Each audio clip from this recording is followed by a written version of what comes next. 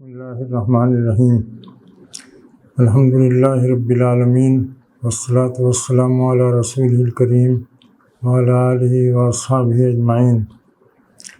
برادران اسلام، السلام علیکم ورحمۃ اللہ وبرکاتہ۔ خدا کا شکر ہے ماہ سیام آ گیا، وہ ماہ سیام آ گیا جس کا ہمیں مدتوں سے انتظار تھا۔ اس ماہ سیام کی آمد پر ہم ان تمام بھائیوں کو دلی مبارکباد پیش کرتے ہیں جن تک ہماری آواز پہنچ رہی ہو۔ اللہ تعالیٰ کا لاکھ لاکھ شکر ہے کہ اس نے زندگی میں پھر ایک بار ہمیں یہ موقع نصیب فرمایا کہ اس ماہ مبارک کی برکتوں سے سیراب ہو سکیں۔ یہ ماہ مبارک جیسا کہ ہم سب کو معلوم ہے سال کا سب سے اہم مہینہ ہوتا ہے۔ یہ وہ مہینہ ہے جس کے لیے نبی کریم صلی اللہ علیہ وسلم انتظار کی گھڑیاں گنا کرتے تھے۔ یہ وہ مبارک مہینہ ہے جس میں انسانیت کو رب العالمین کی طرف سے سب سے بڑی نعمت ملی، قرآن ملا، اسلام ملا، خدا کا آخری دین اور آخری پیغام ملا۔ یہ وہ مہینہ ہے جس کی ایک رات 1000 مہینوں سے بڑھ کر ہوتی ہے۔ یہ وہ مہینہ ہے جس میں اللہ تعالیٰ کا دریائے کرم جوش پر ہوتا ہے، اس کی رحمت کی گھٹائیں لہرا لہرا کے اٹھتی ہیں اور جھوم جھوم کر برستی ہیں۔ اس مہینے میں اس کی بندہ نوازیوں کا یہ عالم ہوتا ہے کہ وہ روز اپنی جنت کو سجاتا ہے اور کہتا ہے میرے فرمانبردار بندے جلد ہی تیرے اندر بسیرا کریں گے اور تیری رونق کو دوبالا کریں گے۔ برادران اسلام، یہاں یہ سوال پیدا ہوتا ہے کہ اس ماہ مبارک کے تعلق سے ہماری کیا ذمہ داریاں ہوتی ہیں؟ کیا اس ماہ مبارک کا محض آ جانا ہی اس بات کی ضمانت ہے کہ ہم اس کی برکتوں سے سیراب ہو جائیں گے، یا اس کے لیے ہمیں کچھ کرنا بھی ہوگا؟ برادران اسلام، اس سوال کا جواب جاننے کے لیے شاید اتنا جان لینا کافی ہوگا کہ ہمارے نبی محترم صلی اللہ علیہ وسلم نے ایک موقع پر فرمایا تھا رب صائم لیس لہ من صیامہ الا الجوع۔ کتنے ہی روزے دار ایسے ہوتے ہیں جن کے روزوں سے بھوک پیاس کے علاوہ ان کے حصے میں کچھ نہیں آتا۔ معلوم ہوا محض اس ماہ مبارک کی آمد ہی برکت کی ضمانت نہیں ہے، اس کی برکتوں سے نہال ہونے کے لیے ہمیں کچھ کرنا ہوگا۔ ہمیں یہ جاننا ہوگا کیا چیزیں ہیں جو روزے کی روح اور روزے کی جان ہیں، کیا چیزیں ہیں جو روزے کے لیے تباہ کن اور اس کے لیے سم قاتل ہیں۔ ہمیں یہ ساری باتیں جاننی ہوں گی اور ان کا خیال رکھنا ہوگا۔ روزے کی روح کیا ہے؟ روزے کی روح ہے تقویٰ، روزے کی روح ہے اللہ سے محبت، روزے کی روح ہے اللہ کے لیے خشیت و انابت، روزے کی روح ہے کہ بندے کے اندر اپنے رب کی جستجو پیدا ہو جائے، اس کے اندر اس کی محبت کی بجلیاں دوڑنے لگیں، اس کے اندر یہ تڑپ پیدا ہو جائے کہ کس طرح وہ اپنے رب کو خوش کر لے، کس طرح وہ اپنے رب کو پالے اور اس کے قدموں میں اپنا سر ڈال دے۔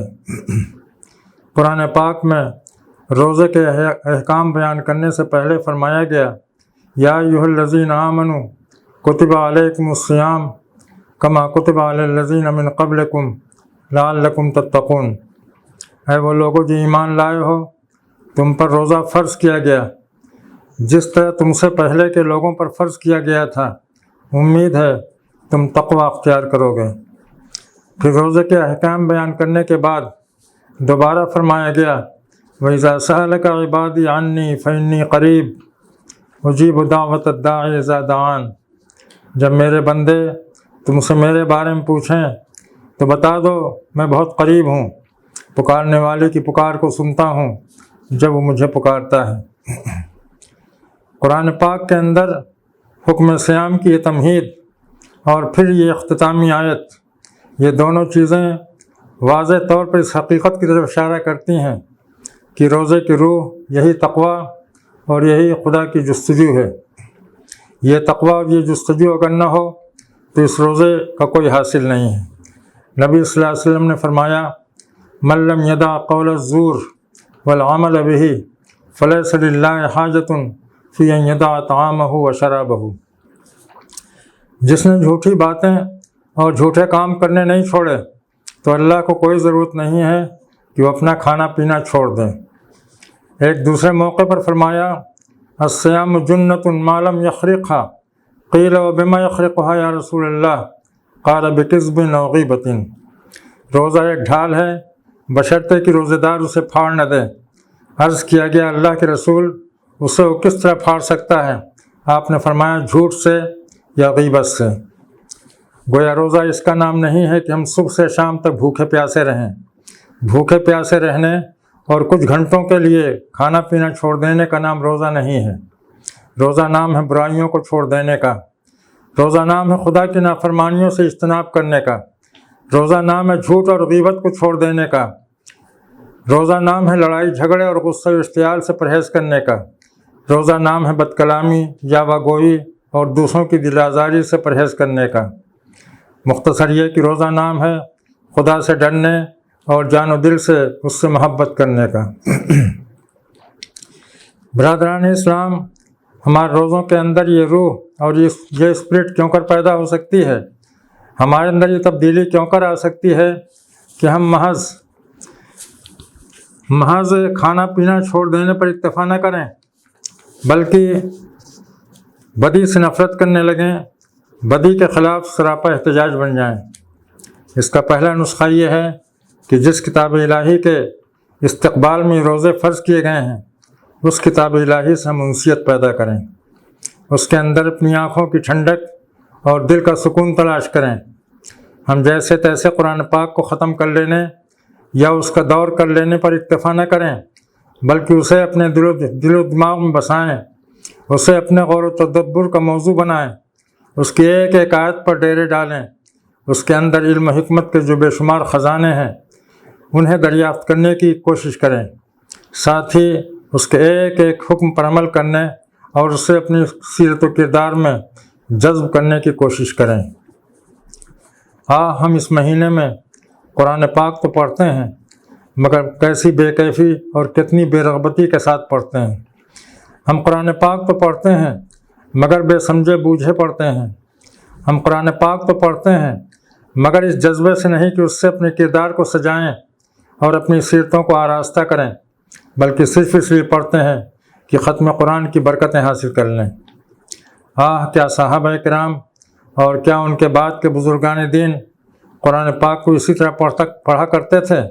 اگر نہیں اور یقیناً نہیں تو پھر آخر ہماری اسلامی غیرت کو کیا ہوا؟ ہم نے کتاب الہی سے بے نیازی کیوں اختیار کی؟ ہم نے کتاب الہی کی ناقدری کر کے اپنی محرومیوں کو کیوں دعوت دی؟ ہمارے نبی صلی اللہ علیہ وسلم کا ارشاد ہے ان اللہ یرفع بہذا الکتاب اقواما ویضع بہ آخرین۔ اللہ تعالیٰ اس کتاب کی بدولت کچھ لوگوں کو بلندیاں عطا کرے گا اور کچھ دوسرے لوگوں کو جو اس کی ناقدری کریں گے انہیں ذلت کے غاروں میں پھینک دے گا۔ میرے بھائیوں اور میری بہنوں، روزوں میں یہ تاثیر پیدا کرنے کے لیے ضروری ہے کہ ہم اس مہینے میں زیادہ سے زیادہ بولنے اور فضول لایانی گفتگویں کرنے سے پرہیز کریں۔ ہم کوشش کریں کہ ہمارے دل و دماغ کتاب الہی کا مسکن بنے اور ہماری زبانیں زیادہ سے زیادہ ذکر الہی سے تر رہیں۔ ہمارے نبی صلی اللہ علیہ وسلم نے حضرت ابو ذر رضی اللہ تعالیٰ عنہ کو، جو آپ کے انتہائی جلیل القدر ساتھی تھے، ان کو وصیت کرتے ہوئے ایک بار فرمایا علیک بطول الصمت فإنہ مطردۃ للشیطان وعون لک علی امر دینک۔ زیادہ سے زیادہ خاموش رہنے کی کوشش کرو کیونکہ یہ چیز شیطان کو دور بھگانے والی ہے، نیز یہ چیز دین کے معاملے میں تمہاری مددگار ہوگی۔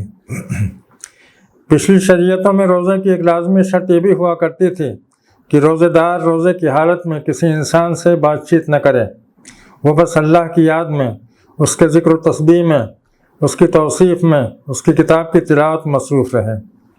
قرآن پاک میں یہ صراحت ہے کہ حضرت عیسیٰ علیہ السلام کی پیدائش کے موقع پر حضرت مریم علیہ السلام کو روزہ رکھنے کی ہدایت کی گئی تو اس میں یہ چیز شامل تھی کہ کسی سے بات چیت نہیں کریں گی۔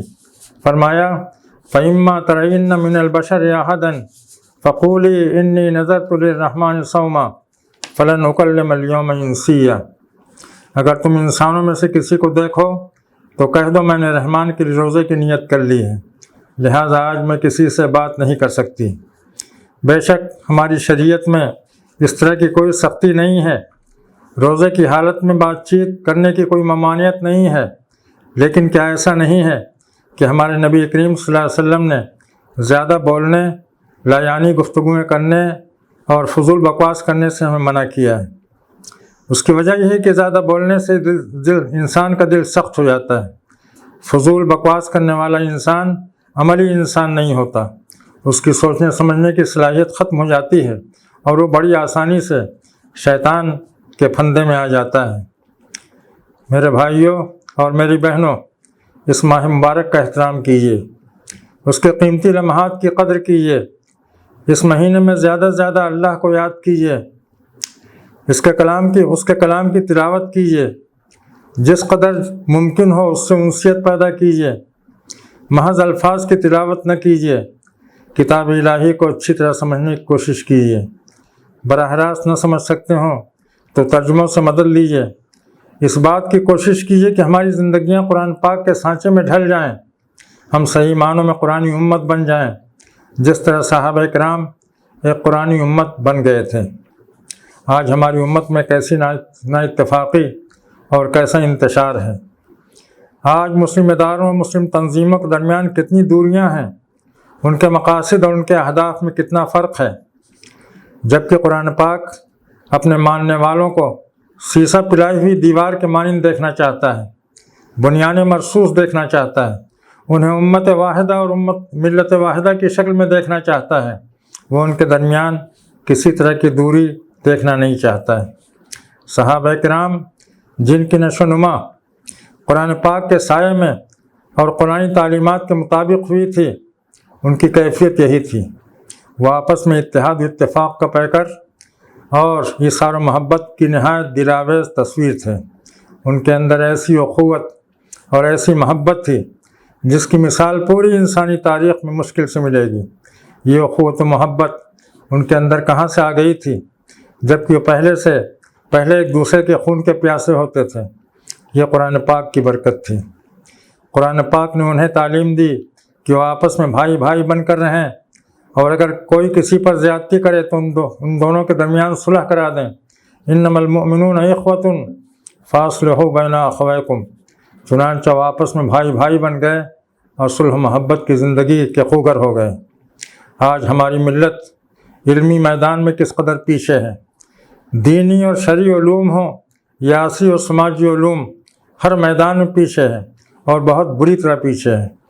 جبکہ قرآن پاک کھل کر علم کی حوصلہ افزائی کرتا ہے اور صاف صاف کہتا ہے کہ علم والے اور علم نہ رکھنے والے دونوں برابر نہیں ہو سکتے۔ هل يستوي الذين يعلمون والذين لا يعلمون۔ اس طرح کی آیات نے صحابہ کرام کے شوق علم کو مہمیز لگایا، اور وہ اپنی بے پناہ جد و جہد سے وقت کی سب سے زیادہ پڑھی لکھی قوم بن گئے۔ وہ دینی اور شرعی علوم میں بھی بہت آگے نکل گئے، اور سائنسی یا کائناتی علوم میں بھی قوموں کے امام بن گئے۔ ہم نے ان قرآنی تعلیمات کو سنجیدگی سے نہیں لیا، اور قرآن پاک کو محض حصول برکت کے لیے بے سوچے سمجھے پڑھنے کی عادت ڈال لی، جس کا نتیجہ یہ ہوا کہ علمی میدان میں ہم بہت پیچھے رہ گئے، اور علمی میدان میں پیچھے ہو کر زندگی کے ہر میدان میں پیچھے ہو گئے۔ آج اس قوم کی بدنصیبی جو قرآن پاک جیسی عظیم کتاب رکھتے ہوئے آج ذلت و خواری کی پستیوں میں پڑی کرا رہی ہے۔ اس قوم کی بدنصیبی جو قرآن پاک جیسی مشعل ہدایت رکھتے ہوئے آج گمراہی کی تاریکیوں میں بھٹک رہی ہے۔ خدایا تو ہماری حالت زار پر رحم فرما، تو ہمیں توفیق دے کہ ہم تیری کتاب سے سچی محبت کریں اور تیرے احکام پر عمل کر کے تیری خوشنودیوں کی جنت حاصل کر سکیں۔ خدایا تو ہمیں اس ماہ مبارک میں اپنی خاص توفیق سے بہرامند فرما، اور اس مہینے کو ہمارے لیے عزت و شوکت کا مہینہ بنا دے۔ چلتے چلتے ہم تراویح اور اعتکاف کے سلسلے میں بھی چند باتیں عرض کر دینی مناسب سمجھتے ہیں۔ تراویح کی نماز اصل میں یہ قیام لیل کی ایک شکل ہے۔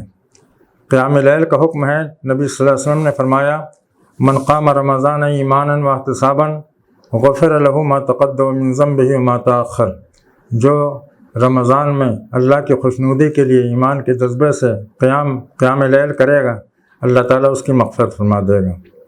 یہ قیام لیل ایک نفل ہے، یہ کوئی فرض نہیں ہے، یہ نفل ہے۔ نفل ہونے کا مطلب یہ ہے کہ اس کا اللہ تعالیٰ بہت اجر دے گا، اس سے بلندیاں عطا کرے گا۔ نفل کا مطلب یہ ہوتا ہے، نفل کا مطلب یہ نہیں ہوتا ہے کہ اس کی کوئی اہمیت نہیں ہے، بلکہ نفل کا مطلب یہ ہوتا ہے کہ یہ بہت ہی اجر عظیم دلانے والی چیز ہے، اس سے اللہ تعالیٰ خوش ہوتا ہے اور وہ اجر دیتا ہے۔ تو قیام لیل کی ہمیں ترغیب دی گئی ہے، اور قیام لیل میں کوئی حد متعین نہیں کی گئی ہے۔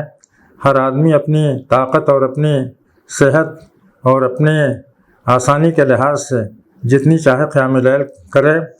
نبی کریم صلی اللہ علیہ وسلم کے بارے میں آتا ہے کہ آپ رات بھر قیام لیل کرتے تھے، یہاں تک کہ آپ کے پائے مبارک سوج جاتے تھے۔ صحابہ کرام، جو بزرگ صحابہ کرام تھے، ان کی بھی حالت یہی تھی کہ نبی صلی اللہ علیہ وسلم کو ساتھ دیتے تھے اور آپ کے ساتھ وہ بھی قیام لیل کرتے تھے، جس کا ذکر سورہ مزمل کی دوسرے رکوع میں موجود ہے شروع میں۔ پھر بعد میں نبی صلی اللہ علیہ وسلم کے زمانے تک، حضرت ابوبکر رضی اللہ تعالیٰ عنہ کے زمانے تک قیام لیل ہی کا سلسلہ چلتا رہا۔ پھر بعد میں حضرت عمر کے زمانے میں لوگوں نے یہ کہا کہ قیام لیل اس میں ہوتا ہے تہجد۔ تہجد کا مطلب یہ ہوتا ہے کچھ سو کر کے پھر اٹھ کر کے عبادت کی جائے۔ تو جب آدمی سو جاتا ہے تو سونے کے بعد پھر اٹھ جانا، یہ کبھی اس میں سستی ہو جاتی ہے، کبھی آدمی سے غفلت ہو جاتی ہے، کبھی آدمی سے چیز چھوٹ جاتی ہے۔ تو لوگوں نے یہ شکل بنائی کہ عشاء کی نماز کے بعد ہی کچھ رکعتیں پڑھ لی جائیں قیام لیل کی، اور بعد میں پھر جس کو طاقت ہو اور جس کے اندر قوت ہو، نشاط ہو، تو وہ جتنی چاہے پڑھے۔ تو اس کے لیے لوگوں نے یہ سلسلہ شروع کیا، جس کا نام تراویح رکھ دیا گیا۔ تراویح ظاہر ہے کہ نبی صلی اللہ علیہ وسلم کے زمانے کی اصطلاح نہیں ہے، نہ سنت کی اصطلاح ہے، یہ بات کی اصطلاح ہے۔ تو یہ کہنا صحیح نہیں ہے کہ نبی صلی اللہ علیہ وسلم نے تراویح نہیں پڑھی، بلکہ اس لیے کہ تراویح کوئی الگ چیز نہیں ہے، قیام لیل ہی کا ایک جز ہے۔ قیام لیل میں مستحب یہ ہے کہ زیادہ سے زیادہ قرآن پاک پڑھا جائے، اور اگر قرآن پاک ختم کیا جا سکتا ہے تو ختم کیا جائے۔ سب لوگ قرآن پاک کے حافظ نہیں ہوتے ہیں، اور سب کے لیے ممکن نہیں ہے کہ وہ قرآن پاک ختم کر سکیں یا زیادہ لمبی صورتیں پڑھ سکیں۔ اس کے لحاظ سے یہ ہوتا ہے کہ ایک امام ہوتا ہے جو تراویح پڑھاتا ہے، اور لوگ اس کے پیچھے پڑھتے ہیں اور سنتے ہیں۔ لیکن جب اس طرح کے حالات ہوں کہ مسجدوں میں جماعتیں نہیں ہو رہی ہیں، اور ہر ایک کو اپنے گھر میں اکیلے طور سے یا اپنے طور سے یا دو آدمیوں کے ساتھ مل کر کے پڑھنا ہے، تو اس کے لیے بہتر شکل یہ ہے کہ ہم قرآن پاک سے مدد لیں، قرآن پاک کو دیکھ کر کے، قرآن پاک کو اپنے ہاتھ میں لے کر کے لمبی صورتیں پڑھیں۔ چھوٹی چھوٹی صورتوں پر اکتفا کر لینا اور چند منٹوں میں اس سے فارغ ہو جانا، یہ ظاہر ہے کہ ایک فارمیلٹی تو ہو سکتی ہے، لیکن جو قیام لیل کی برکتیں ہیں یا قرآن پاک کی برکتیں ہیں، وہ برکتیں حاصل نہیں ہو سکتی ہیں۔ تراویح کے سلسلے میں یہ اختلافات ہوتے ہیں کہ 8 رکعت ہے کہ 12 رکعت ہے یا 20 رکعت ہے۔ یہ ایسا اختلاف ہے جس کے اندر کوئی معنویت نہیں ہے، بے معنی اختلاف ہے، اس لیے کہ نوافل کو کبھی محدود نہیں کیا گیا ہے، اس کی کوئی حد بندی نہیں کی گئی۔ نوافل میں انسان کی اپنی آزادی ہوتی ہے، وہ جتنی پڑھ سکتا ہے پڑھے اور جیسے چاہے پڑھے۔ اصل چیز رکعتوں کی تعداد نہیں ہے، بلکہ اصل چیز یہ ہے کہ ہم نے اللہ تعالیٰ کے ذکر میں، قرآن پاک کی تلاوت میں، قرآن پاک کو سمجھنے میں، قرآن پاک کو پڑھنے میں، قرآن پاک سے اثر پذیر ہونے میں کتنا وقت صرف کیا ہے، اور اللہ تعالیٰ کے سامنے کتنی دیر ہم کھڑے رہے ہیں۔ تو اصل چیز وقت کی ہوتی ہے، رکعتوں کی تعداد کی کوئی اہمیت نہیں ہوتی ہے۔ اس لیے اس جھگڑے میں پڑھنے کے بجائے ہمیں اس بات پر توجہ دینی چاہیے کہ ہم زیادہ سے زیادہ قرآن پاک پڑھ سکیں، زیادہ سے زیادہ وقت لگا سکیں، زیادہ سے زیادہ دیر اللہ تعالیٰ کے آگے قیام کر سکیں۔ یہ بہت ضروری ہے، خاص طور سے ان حالات میں جب کہ ہم آزمائشوں میں گھرے ہوئے ہیں، پریشانیوں میں گھرے ہوئے ہیں، ان حالات میں ہمارا تعلق اللہ تعالیٰ سے زیادہ سے زیادہ مضبوط ہونا چاہیے، قرآن پاک کا زیادہ سے زیادہ اہتمام ہونا چاہیے، نوافل کا اہتمام ہونا چاہیے، اور اس بات کی کوشش ہونی چاہیے کہ ہم رات کا زیادہ سے زیادہ حصہ اللہ تعالیٰ کی عبادت میں صرف کر سکیں۔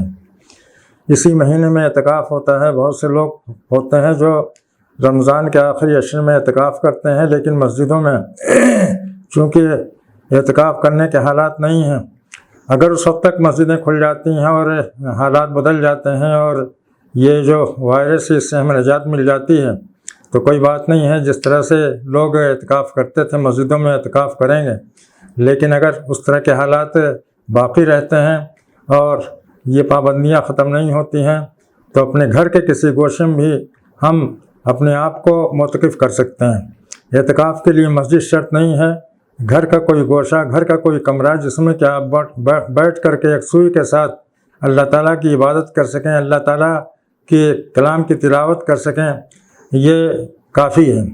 اعتکاف کے لیے 10 دن کی شرط بھی نہیں ہے، آدمی اپنی آسانی کے مطابق 10 دن، 5 دن، 6 دن، 8 دن، 3 دن، 2 دن بھی کر سکتا ہے۔ یہ چند باتیں ہیں جن کا اہتمام کرنے سے انشاءاللہ ہم اس ماہ مبارک کی برکتوں سے زیادہ سے زیادہ سیراب ہو سکیں گے۔ اللہ تعالی ہمیں توفیق دے۔ اقول قولی ھذا واستغفر اللہ لی ولکم اجمعین واستغفروہ انہ ھو الغفور الرحیم۔